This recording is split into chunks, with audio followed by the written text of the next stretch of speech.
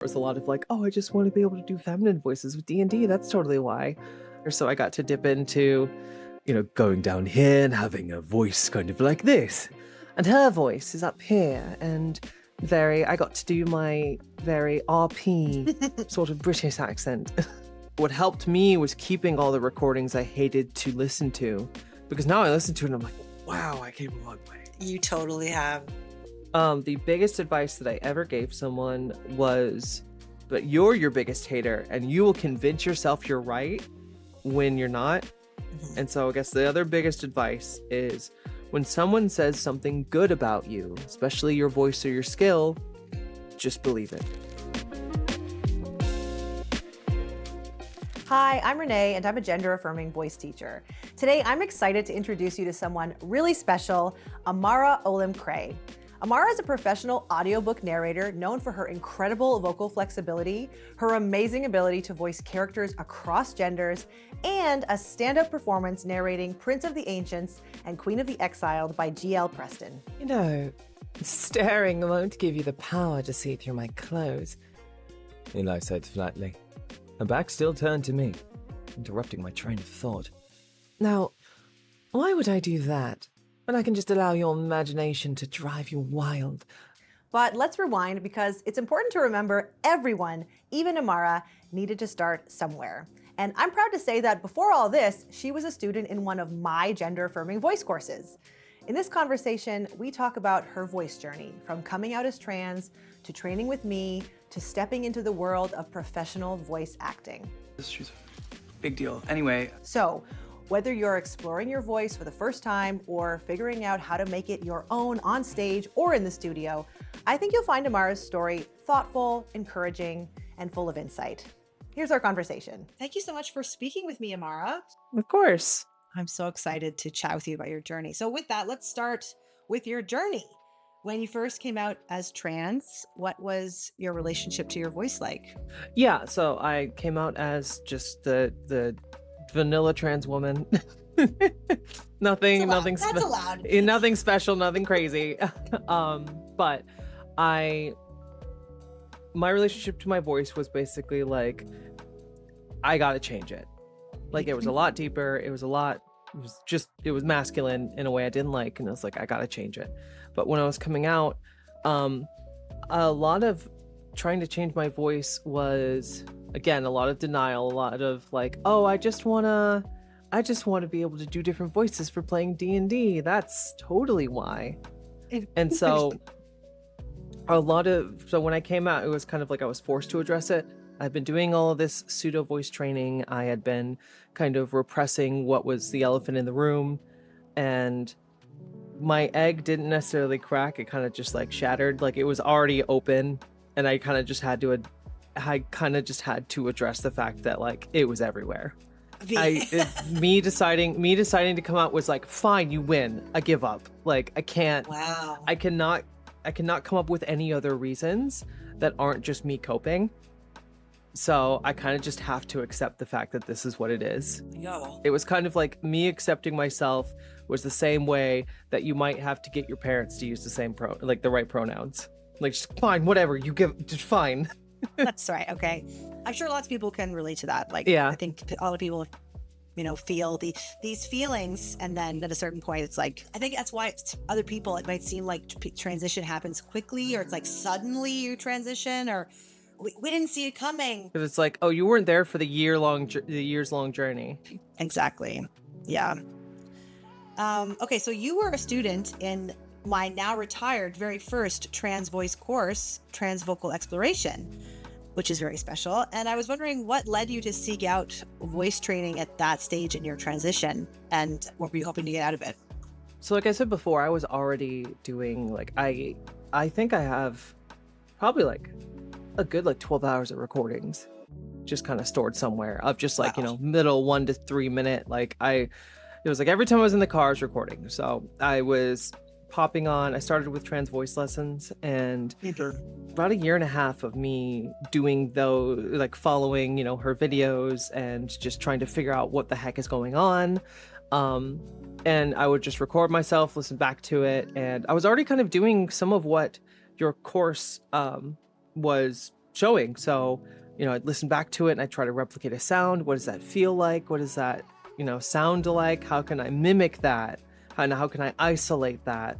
So then I can try and be able to get used to the feeling, be able to do it on command, being able to replicate it. And so, like I said before, it was a lot of like, oh, I just want to be able to do feminine voices with D&D. That's totally why. But it was actually really fast. It was 2021, I came out, started hormones a week later. It was kind of like those were both at once. Wow. And I had already accepted a job offer out of state, like 4 or 5 states north from where I'm at. Whoa. Living on my own for the first time, all of that, and like socially transitioning for the first time, everything. And so I was like, well, I might as well just start voice. And I'd already seen some of your TikToks and that you were starting a course. And I was like, I can only get so far on just scraping what I can out of like YouTube videos and stuff. I should probably really try something serious.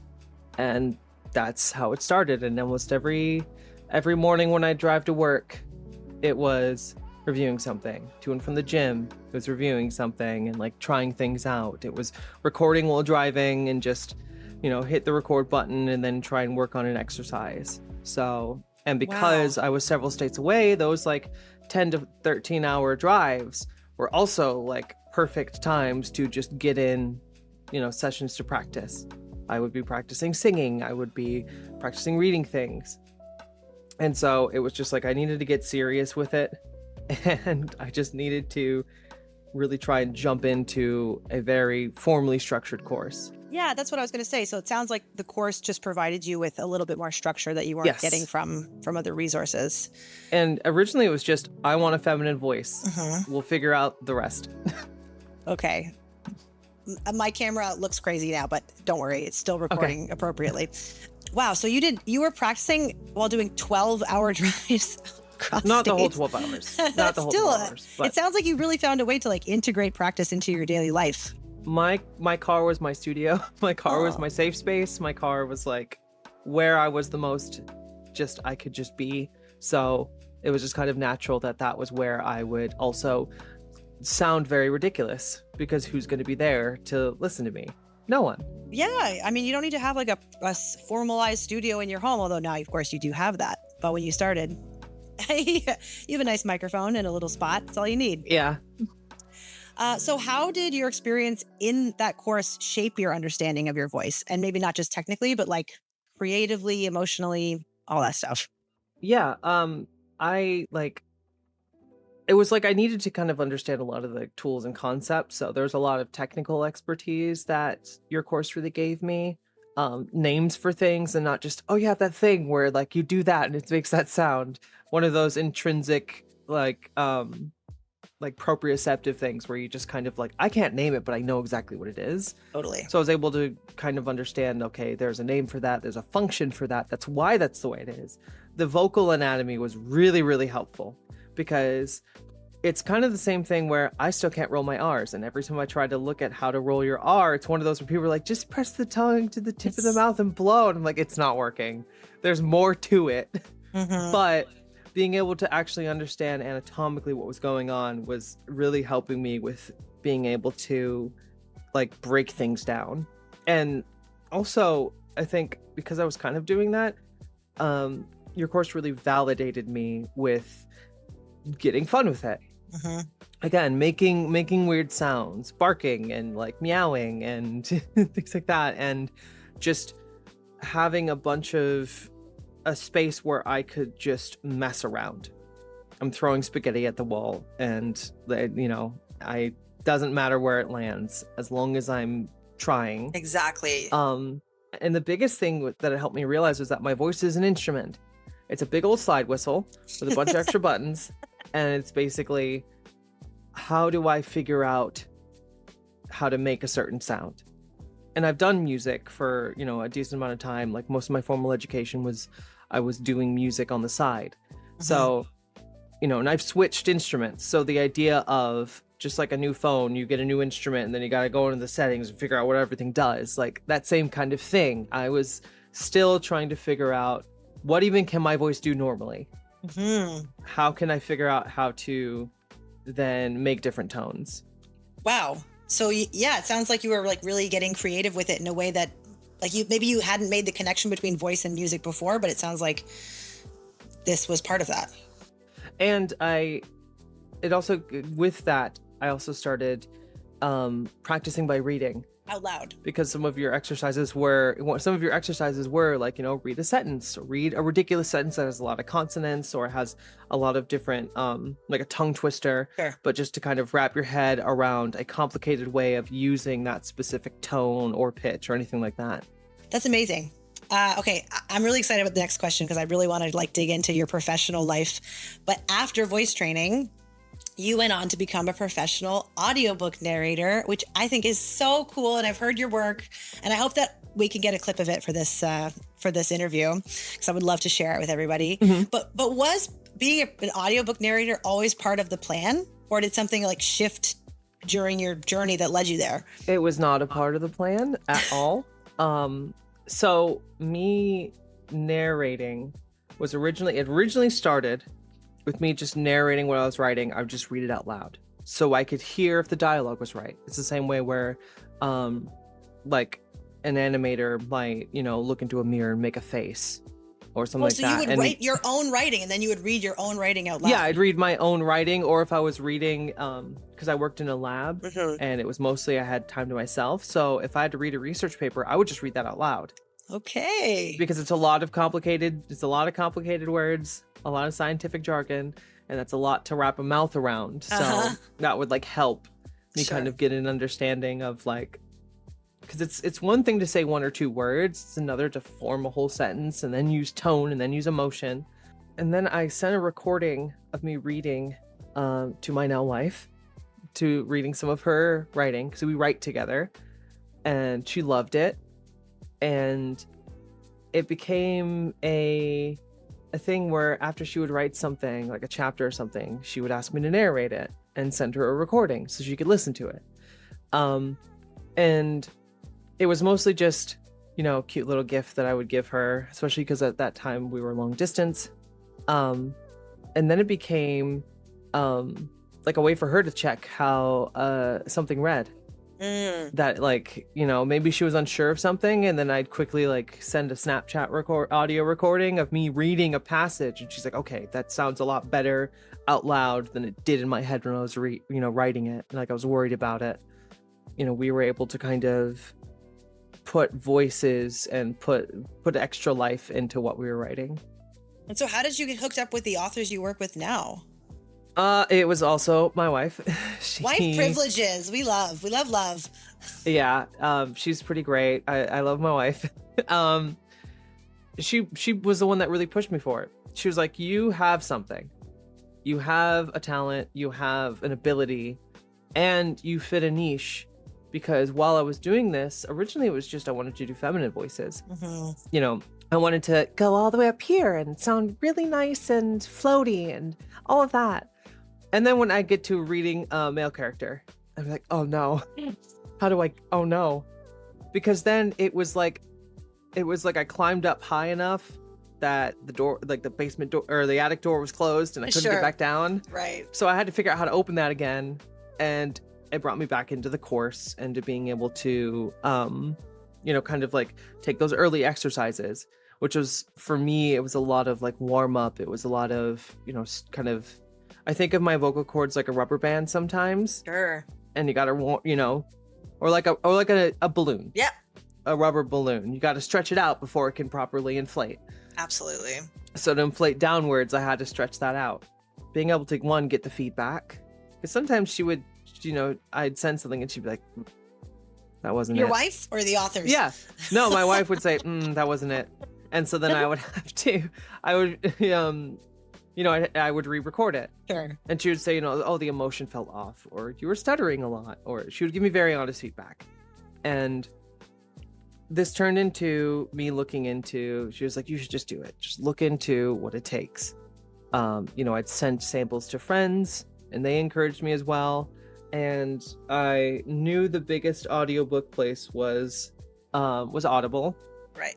And so it was very easy to set up an account and basically, yeah, set up an account, and then you just have a whole marketplace where authors will upload their works that they want to have made into audiobooks. And then I would just click on it, read the blurb, and they would either upload in the little text box. It would just be a little script, or it would be like a whole file, because some would do like whole chapters. Okay. And basically what I would do is I'd narrate it, master it. Amazon has its own requirements for audio. Right. And so I had to learn how to master it, and then I would send it in and basically just wait and see if I would get something back. If they chose someone else, I'd get an automatic message that always sounded like the boss from Office Space was like, yeah, so about your audition, someone else was chosen. Come on. And it was back to throwing stuff at the wall. It was back to just kind of throwing out auditions. And the first book I got one for, she had 2 books, and the first and second book. The first one was a male voice, this male perspective, and like a man's perspective and voice. And the second one was like a woman's perspective and voice. And I was like, all right, here it is. There it is. There's exactly what I need. And so I did both. I sent both in, and she thought I was 2 different people. Yay! She sent it to her friend being like, oh, I got 2 people. Or her friend, I think it was like her friend thought, and it was like, oh, you got 2 people. That's so lucky. And it's like, no, that's 1 person. That is so exciting. And I was like, it's perfect. I hit the niche that I wanted. Mhm. And I did it well enough that, again, they thought I was 2 different people. Amazing. And so contacted the author. She's wonderful. And she had never done Audible, and neither had I. So we were both exploring this, like her and I. And so then I had to she'd send me an offer. We'd talk the logistics, accept it. And then I had to send in a certain amount for her to kind of just get an idea. She accepted it. Then I get the manuscript, and I would just have free reign. Wow. I would just, I'd have to upload chapter by chapter. I'd have to do an opening credits and stuff like that. But she was very, very generous and just kind of go for it. I'll tell you if there's something I really don't want, but... It sounds like a perfect relationship for both of you. Yes, because she's also an indie author, so she's used to doing stuff on her own. So we'd meet over Zoom a couple times. So I, recorded all of it, mastered it. It took me probably 3.5 months to get all of it. And then a lot of figuring out how to do marketing and all of that stuff, and what samples do I use. Are you you're talking about marketing her books or marketing yourself as a narrator? Her books. Okay. Because I also did it. So do I use clips of me narrating? Do I record myself? That kind of stuff. And figuring out how to do all of that. That is so cool. And then from there, I kind of dove right into the second book. So you've done, and that book is finished now, or has it come out? Yeah, I have two books out, both in the Stag and Hollow Chronicles. So the first one's Prince of the Ancients, and that is a masculine perspective, and Queen of the Exiled is a feminine perspective. So it's the first character. He's a very princely kind of character, so I got to dip into, going down here and having a voice kind of like this, and very charismatic. And the second book was his love interest, who's also just her own character, and it's her perspective moving forward in the story, and her voice is up here, and I got to do my very RP sort of British accent. That is so cool. And have you so you've done those 2 books, and are you working on other ones right now? I'm working on 4. Oh my gosh, Amara. Problems of abundance. Yeah, it was a good 6-7 months of just kind of a gap until she released the final book in the series. She sent me them. I think I was very lucky to be the second person to get the full manuscript, and she was kind of use this as you will. And then she released it, and then she finally sent me over ACX because we were trying to, get out of Amazon, Right. and we couldn't.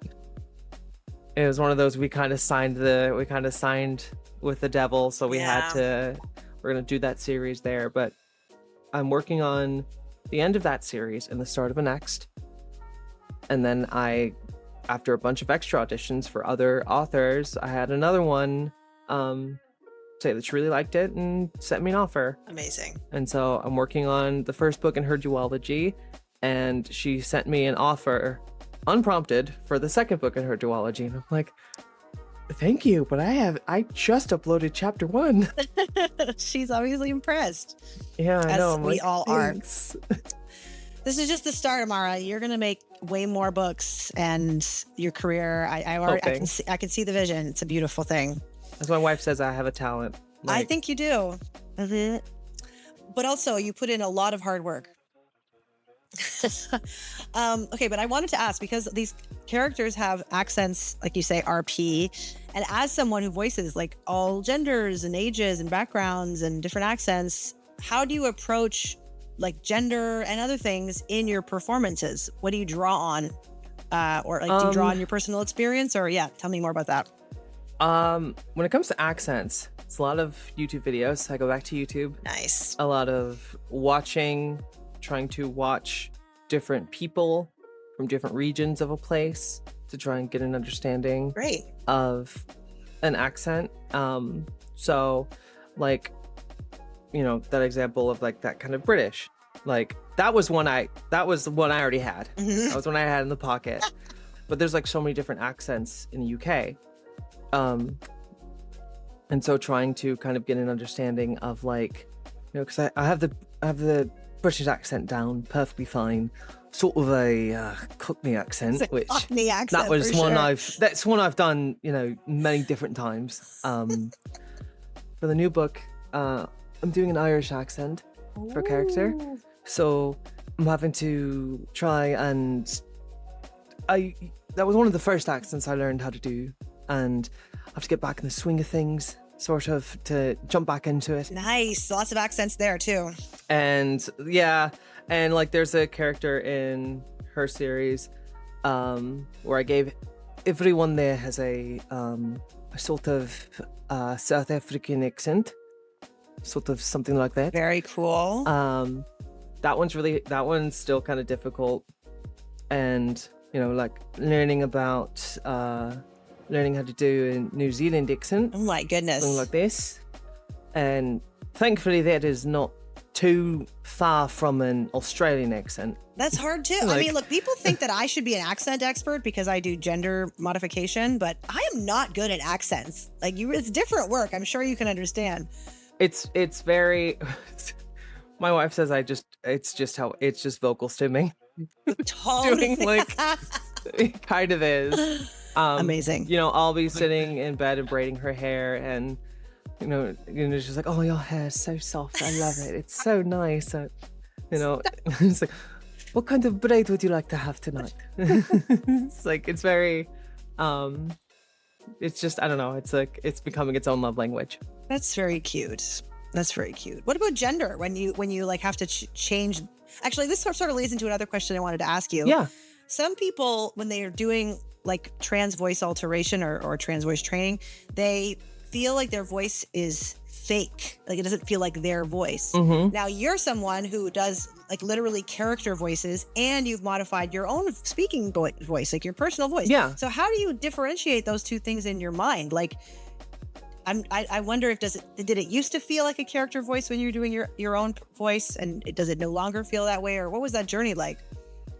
It was kind of the reverse a little bit. So Tell me more. originally it just a lot of my earlier recordings kind of all sounded similar. Like the range was very short Okay. because I was still trying to figure out this feminine voice. So the range of like even feminine voices was not very intense. As I was kind of getting more comfortable with my daily speaking voice, this voice, Mhm. I started pushing the bounds more when I would do recordings, because it's like, okay, I use this all the time. Like let's start trying to figure things out. Let's try and make things more sensual, or try and get it really, really high. And like, just all the things that I try to avoid in my normal voice, I'm like, all right, let's just dip into it because those make unique voices. And that was the thing I realized about like gendered voices, is that they fluctuate all the time. Totally. I don't always sound like this. Sometimes I sound like this, and this is just how I talk. And, I can't sound like this because my wife will look at me and say, she's like, don't do that. But, and I can't sound like this because she's like, for a She different knows you. reason. Yeah, right. she's like, no, don't do that voice. Whoa. But she's been supportive of your voice. Yeah, she's been very changing supportive. and, yes, of course. But I realized like it fluctuates all the time. I'm not always thinking about it. Sometimes I still have to think about it. And that, and you've talked about it in that course, that like you do have different voices for different parts of the day, different Totally. things. Like I do have a voice when I'm on the phone with someone, hi, yes, she's speaking. How can I help you? Like that's different. Right. Or if I'm ordering something. And I think that might also be the leftovers from when I was doing the practice ordering something from Starbucks. Okay, sure. It might still be muscle memory, but just, it is a performance. Like, it is a performance. Like, which is a performance? Your Both. daily life? Oh. Both is a performance, but it is how much of you put into that performance. I see. And it's how much, it's like what different types of emotion you put into that performance. And that's kind of what I also realized about passing. The same thing with voice, because those are all tied together. That like, Sure. for you, it's a performance. You are what you wear, how you act, how you stand. All of that is you are trying to project something. Mm-hmm. And then it's other people interpreting that. And what really helped me with my voice and feeling self-conscious was that like, it's a guess. There's many things that actually, there's a lot of technical stuff and a lot of social technicalities that go into passing and voice stuff, but like on the most surface level, simple in a sentence, it's a guess. Right. People take 2 to 3 cues that you give them and they just say, okay, probably that. Most likely that, based on all the things that I know. So when someone doesn't get what I give them with my voice, it's like, okay, they made a guess. Yeah, sometimes it's the wrong one and sometimes it's the right one. Sometimes it's the wrong guess, and then from there on, I take the context and blah, blah, blah. Are they Right. being discriminatory, everything like that. Right. That also helped me realize that it's like, I can also change how I want to present. Sure. In the same way that I change my voice. Because, I have a few characters that sound really close to this voice, or even sound more like my ideal voice that I want to use more often in daily life that I still don't get to every time. Wow. And what helped me get comfortable with that is I ask myself a question with a voice, which is like, can I make it cry? Can I make it angry? Can I make it sad? Can I make it like, can I make it excited? Can I make it forlorn? Basically, like what adjective, what like emotion can I add to this? And that's how I stretch out what the voice can be. Because, I have a voice that sounds like this. I need to make it sound different. Or I need to make it sound very excited or something like that. And Sure. they sound slightly different. They do stretch a little bit, but it's they're like, related. They're like cousins or something. yeah, like the cadence and the cadence, the tone, Right. like all of those things, the personality is varied just like how your voice would be. And that also helped with doing male voices where like it's not dysphoric anymore, because I was like, oh, this is just character voice. Yeah. I use the male voice for character voice or a funny little joke sometimes. Like Wow, I love that approach. because I've used my old voice for a character, it's not my voice anymore. I have given it up and I've given it to character. Wow, beautiful. And now I can go down here and sound like this. And I'm like, oh yeah, that's this character's voice that I've used before. Fascinating. And I'm like, oh, that's it. Like I've let go of it. And it's really, really, really freeing.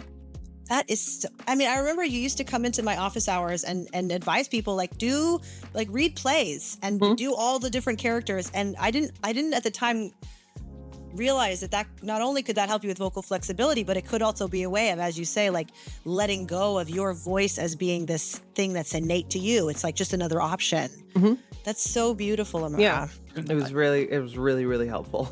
Cool. Okay, I don't want to take up too much more of your time, but I did want to know, Yeah. like, if maybe there's other trans women out there who are thinking about getting into the audiobook narration industry or the voiceover industry. Have you encountered any challenges, or do you have any advice that you might want to give to them? Fortunately and unfortunately, I have not. Fortunately, I have not. Unfortunately, I don't have much to speak on that. Sure. I think thankfully the people that I've worked with are also queer. Love that. So, yeah, like there was someone who I kind of want to reach back out to them because they were doing a story of a trans woman, like escaping a life of crime and transitioning at the same time, and they're like, oh my god, this is perfect.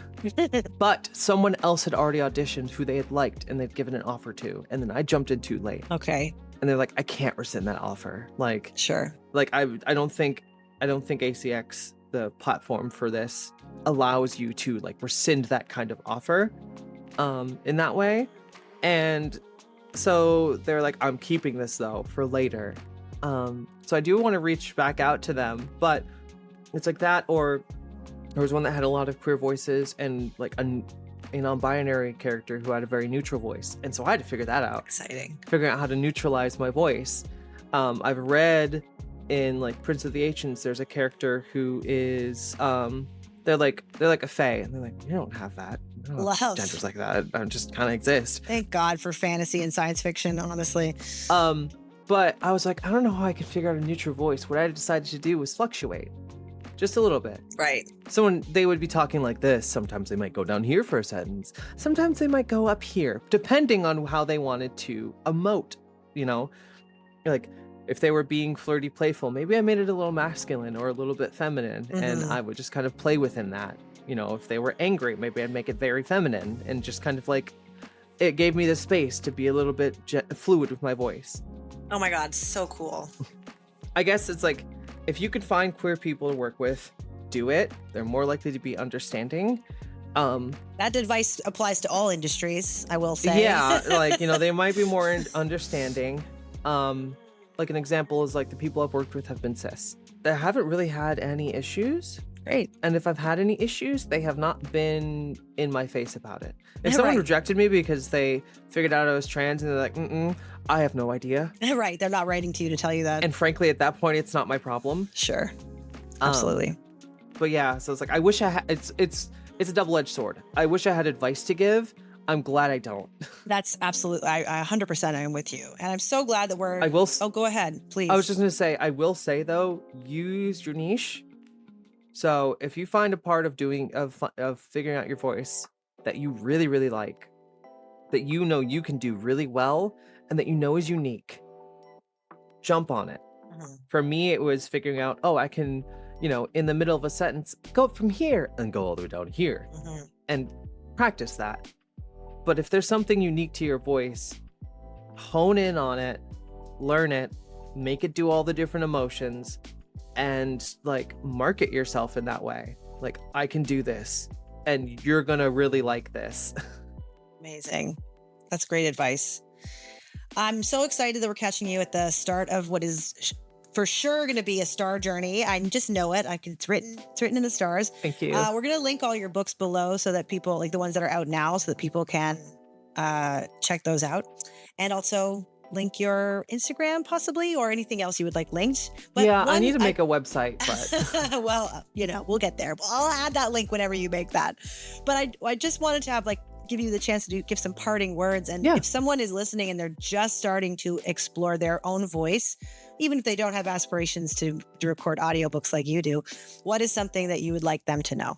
The biggest advice that I ever gave someone was, your criticism will be trained before your appreciation. I feel like that's with every skill. Yes. As you're starting out, you're learning what you don't like. You're learning what not to do with all the technical things. And so your ear is being trained to pick up on that because you're trying to fix it. However, you have not grown you haven't gotten to the point where you appreciate what you've done. What helped me was keeping all the recordings I hated to listen to, because now I listen to it and I'm like, wow, I came a long way. You totally have. And even with the recording, with the different chapters that like I've sent my wife, I keep all of them and I listen to them. And even it's one of those where it's like even months of difference, 1 or 2 months, I'm like, wow, that is so different. Like I have grown even just in months. I'm going to record that. So it's just like, you will see progress.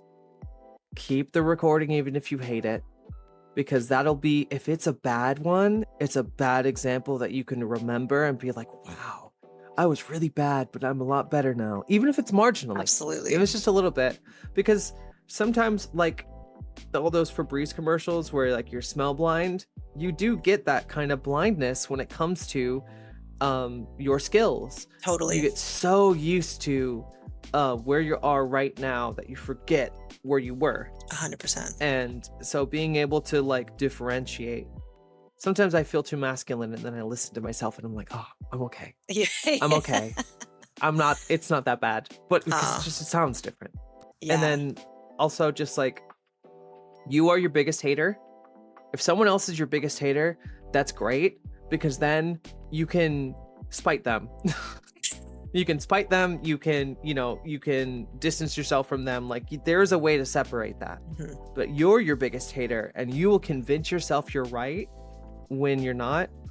And so I guess the other biggest advice is when someone says something good about you, especially your voice or your skill, just believe it. Just as much as you can believe it, because even if they're being facetious or they're making fun of you or anything like that, they said something nice about you. And as long as you believe that about yourself, then that's what matters. Awesome. Well, we'll leave it there. Thank you so much for joining me today, Amara. Of course. All right. Have a great one. Bye. Thank you so much to Amara for taking the time to chat with me. If you're itching to listen to some of Amara's narrated fantasy, I've linked them below. And if you want to hire her for your own voiceover project, you can reach out to her on Instagram, also linked below. Do it. Have you heard this woman? You'd be silly not to. As we mentioned in the interview, Amara was a student in one of my trans voice courses. So if you want more information about what I offer, I suggest starting with my free 1-hour webinar called Change the Gender of Your Voice, No Hormones or Surgeries Required. You can check it out right now to get started on your own voice journey. That's all for today. I've been Renee, and I hope this helps. I'm ready. Just wait for whatever that big wailing thing is outside. Wait for The ghosts to Yeah. quiet down, sure. Perfect. Let me do one more. Okay. Are you ready? You still rolling? Yep, still rolling. Do it. Do it!